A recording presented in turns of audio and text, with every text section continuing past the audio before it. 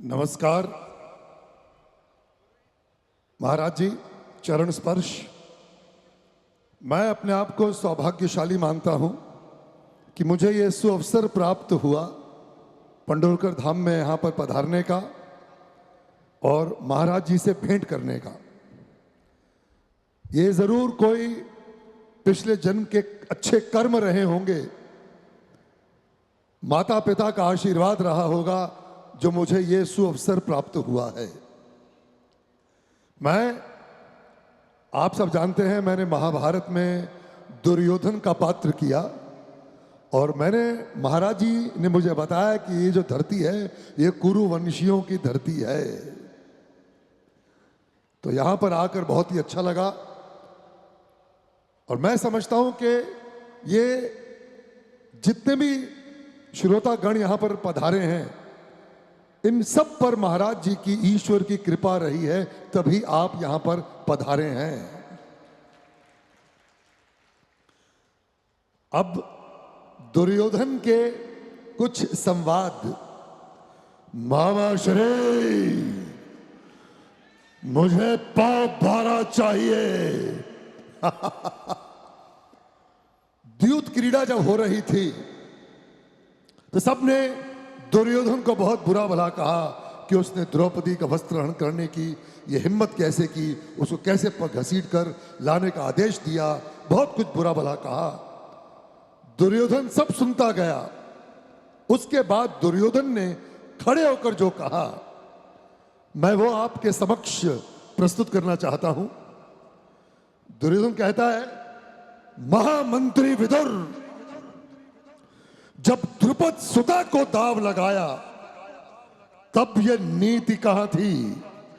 न्याय नीति को समझाने की तब ये रीति कहां थी?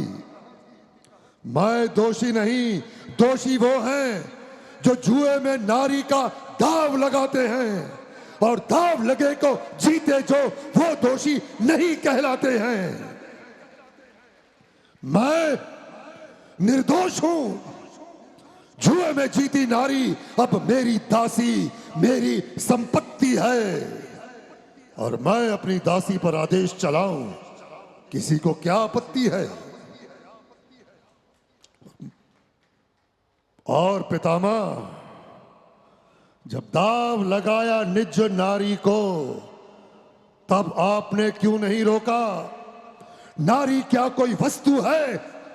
तब आपने क्यों नहीं टोका? कुल वधू लगे दाव जुए में, क्या ये नारी का आदर है? धर्म पत्नी को संपत्ति समझना सबसे बड़ा निरादर है।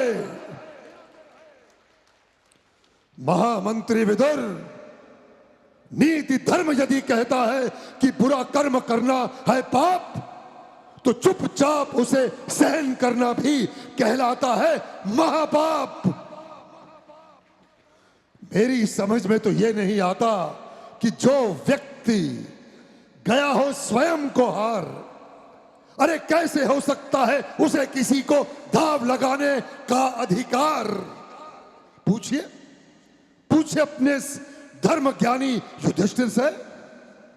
क्यों युधिष्ठिर, क्या पत्नी संपत्ति पति की जो दाव लगा दे जुए में, स्वयं धकेले अर्धांगनी को लज्जा के अंधे कुएं में, और ये चार भाई बस भ्रात धर्म को ध्यान में रखा, इसीलिए अपने अग्रज को न रोका और पति धर्म को भूल पत्नी को जुए के जलते कुंड में स्वाहा होने से न रोका।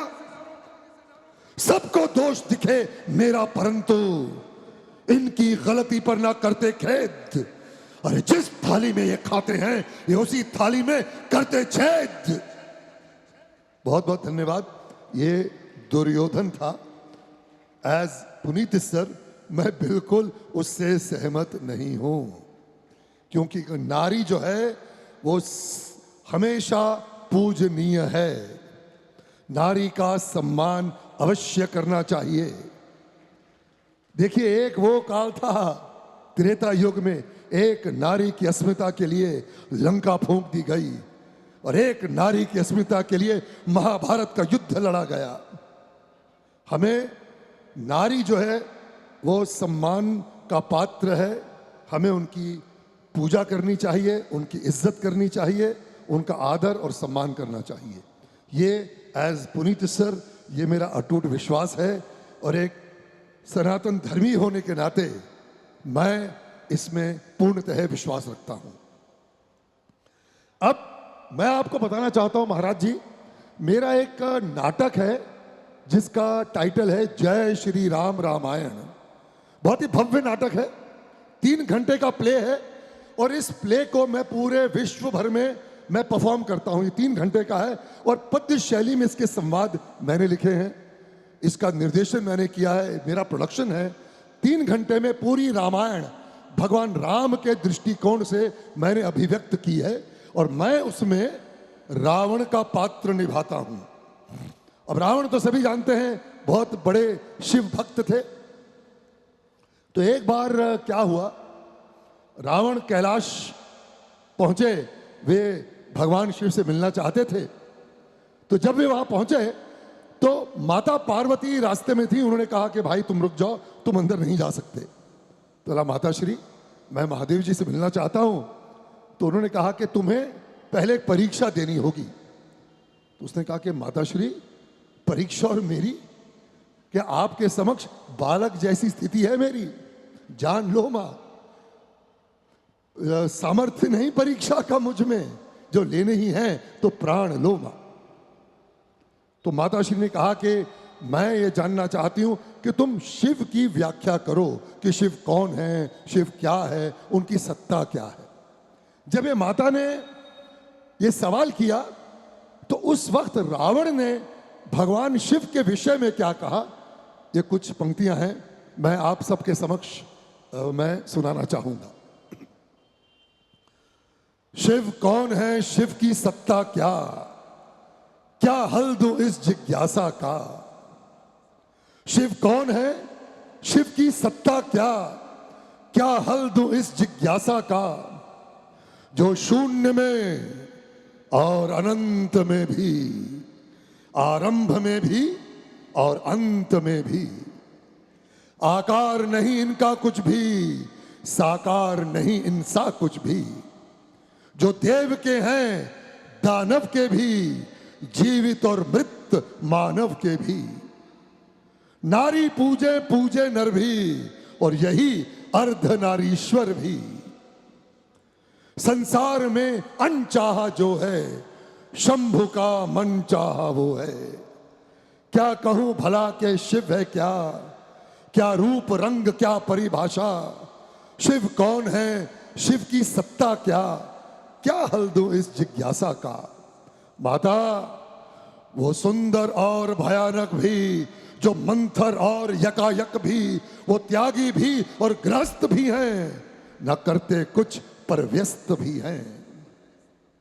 वो योद्धा भी और योगी भी, सन्यासी भी और भोगी भी, नीतिज्ञ भी हैं और भोले भी हैं, शब्द रहित पर बोले भी। ये सत्य है या कोरी माया, किसने किसको क्या बतलाया। शिव कौन है, शिव की सत्ता क्या, क्या हल दूं इस जिज्ञासा का। जो नाचते और गाते भी फिर वर्षों चुप हो जाते भी, ये हैं शिव। माता वो शिव ही क्या जो समझ आ गया, समझ से ऊपर महादेव। वो स्वयं प्रश्न कराते हैं और स्वयं ही उत्तर महादेव। हरि हर हर महादेव, जीवन का कण कण हर महादेव, हर विपदा को हर महादेव। नमः पार्वती पतये हर हर महादेव शंभु। बहुत बहुत धन्यवाद। ये तो रावण था हमारे प्ले का। इस तरह का महाराज कुछ है। मैं चाहूंगा कि आपका आशीर्वाद हो महाराज जी, तो आप समय दें। हम जय श्री राम का पूरा मंचन आपके यहाँ पे करवाना चाहेंगे, ताकि यहाँ के लोग देखें और एक 3 घंटे में भगवान राम क्या हैं वो जो है, मैं एक रावण जो था बहुत अहंकारी था, उसमें अहम था, बहुत कुछ था, वो आखिर दम तक लड़ता रहा, उसने किसी की बात नहीं मानी, वो अपने आप को ईश्वर समझता था। और लेकिन अंत में जब उसकी नाभि पर उसको बाण लगा और उसका अमृत सोख दिया गया, तब उसके आंखों से उसके अहंकार का पर्दा हटा और उसके अहंकार की निशा का अंत हुआ। तब रावण ने भगवान राम से क्या कहा, ये कुछ पंक्तियां हैं महाराज जी मेरे प्ले की, आपकी आज्ञा हो तो मैं सुनाने का प्रयास करूं। उसकी तीर लग चुका है रावण के और उसकी नाभि का अमृत जो है वो सोख दिया गया है। उसके बाद रावण जो है, जिसका जो अंदर से उसका पूरा ज्ञान बाहर आता है, और वो क्या कहता है सुनिए।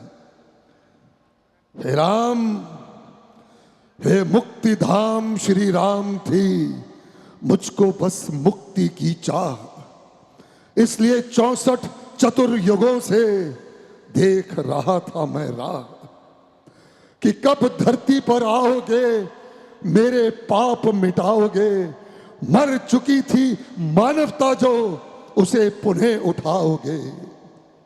हे राम, तुम्हारी रामायण देती है ये सीख, श्री रामचंद्र है धर्म मूर्ति और मैं हूं पाप प्रतीक। क्या करना है जग राम से सीखे, क्या नहीं करना सीखे मुझसे, ओ मरती मानवता, ये मरते मरते मैं कहता तुझसे। तब तक ही रह सकता है जग में रावण का अंधियार, सूर्य वंश में जब तक नहीं हो जाए राम अवतार। जग अवश्य मुझको देगा गाली, परंतु अंत मेरा गौरवशाली। करते हैं तप जिसे पाने को सब, जिस ईश्वर तक जाने को सब, वे ईश्वर स्वयं मुझ तक आए, करते मानव सी लीलाएं। हे राम, नहीं स्वयं सरस्वती भी कह सके तुम्हारी कथनी को, खरदूषण विराट बाली और तारा ऋषि गौतम की पत्नी अहिल्या को। नहीं ऊंच नीच का किया भेद, भील निषाद हो या शबरी, शत्रु के भाई को गले लगाया और नहीं समझा उसे मेरा खबरी। जो तुमको नहीं समझ सकते हैं वो मुझसे भी बड़े पापी हैं। तुम अनंत गगन की राम हो, तुम अनंत गगन राम हो, और ये सीमा किसने नापी है। तुम स्वयं धर्म का ग्रंथ राम, तुम मर्यादा का पंथ राम, तुम राजा होकर संत राम, तुम हर रावण का अंत राम। हे राम, सिया हो गई कुंदन एक कड़ी परीक्षा देने से, धूप नहीं मैली होती कीचड़ के छू लेने से। मैं कीचड़ की भांति मैला, सिया थी जैसी दिव्य कमल, किंतु मैंने उसे नहीं छुआ, ये सत्य कह रहा हूं इस पल। सीता ने हर दिन पलछिन केवल आपका नाम लिया, उस पतिव्रता महादेवी ने पतिव्रत धर्म से काम लिया। शची इंद्र के संग जैसी, पार्वती शिव के साथ रहे, जिस प्रकार महादेवी का नारायण के हाथ में हाथ रहे, ये रावण चाहता है राघव सिया के संग रघुनाथ रहे, सिया राम के साथ साथ रामायण सबको ज्ञात रहे।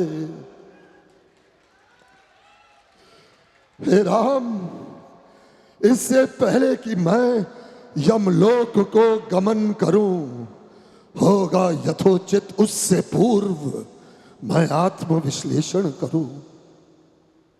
नारी जो सदा है पूजनीय जिन ऋषियों के देश में, उस नारी का किया अपहरण, वो भी गेरुए वस्त्र में और ऋषियों के देश में। ये मेरा अपराध है अक्षम्य, मुझको मुक्त करो हे राम। हे राम, राम है जीवन, राम मरण, राम कर रहे हैं प्राण हरण। राम को करके आज नमन, मुक्त हो रहा है रावण। जय श्री राम, जय जय श्री राम। बहुत बहुत धन्यवाद। आशा करता हूं ये रावण का रूप आप लोगों को पसंद आया होगा। ये महाराज मेरे जय श्री राम के संवाद थे। मैं रावण का पात्र निभाता हूं, इसीलिए मैंने आप लोगों को सबको ये सुनाया।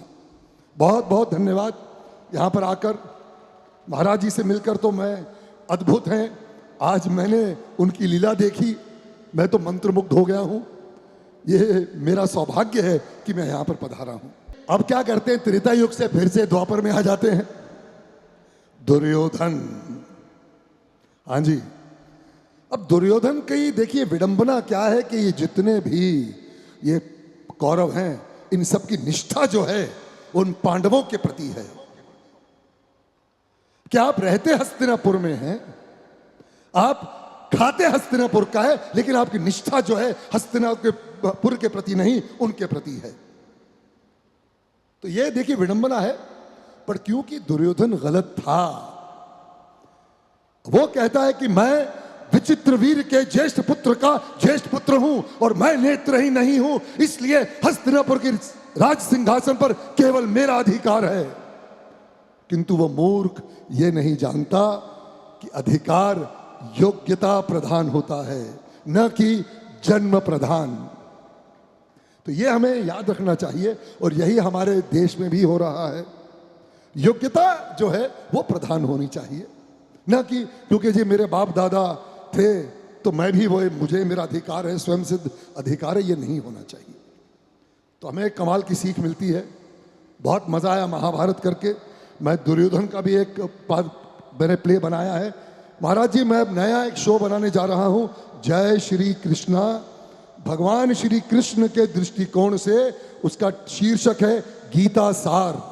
तो पूरी महाभारत जो है वो गीता सार के ऊपर मैं शोध कर रहा हूं, लिख रहा हूं, और मुझे उम्मीद है ये 8 या 6 महीने में मैं उसको तैयार करूंगा और उसको बाय दिसंबर जनवरी मैं उसको लॉन्च करने वाला हूं। तो ये बस करते हैं, अपने सनातन धर्म को बढ़ाइए। जो मेरे हिंदू भाई हैं, देखिए हमारा प्रॉब्लम ये है कि हम जो है बहुत ही उदार दिल, हर चीज को नहीं हो जाएगा, नहीं। कहते ना कि कोई राम, कोई मूर्ति या कोई भगवान की मूर्ति आपकी सहायता नहीं करेगी। प्रभु श्री राम मेरे आदर्श इसलिए हैं, जितने भी नारायण के अवतार हैं उनमें प्रभु श्री राम सर्वश्रेष्ठ क्यों हैं? क्योंकि उन्होंने जब मनुष्य रूप लिया तो उन्होंने मनुष्य को यह सिखाया कि मैं अपनी प्रभुता का उपयोग नहीं करूंगा। संघर्ष मानव जीवन में सर्वप्रथम है। संघर्ष करिए, आपको स्वयं अपना धनुष उठाना पड़ेगा। कोई देवी देवता आपकी सहायता के लिए नहीं आएगा। आपको स्वयं खड़े होकर विपदाओं का, आपदाओं का सामना करना पड़ेगा। उसके लिए अपनी जो शक्ति है, अपने शरीर को सशक्त बनाइए। शास्त्रों के साथ शस्त्र पूजन कीजिए। अपनी सेहत ठीक रखिए ताकि आप अपनी माताओं, बहनों की, अपने भाइयों की, अपने बुजुर्गों की आप उनकी रक्षा कर सकें। यह बहुत ही आवश्यक है। जितने भी मेरे भाई हैं, मैं तो बस चाहता हूं कि हमारा जो देश है एक लौह भारत बने, क्योंकि जब हमारे जो युवा पीढ़ी है ये ताकतवर होंगे तो हमारा जो राष्ट्र है वो ताकतवर होगा। जय श्री राम, जय भारत।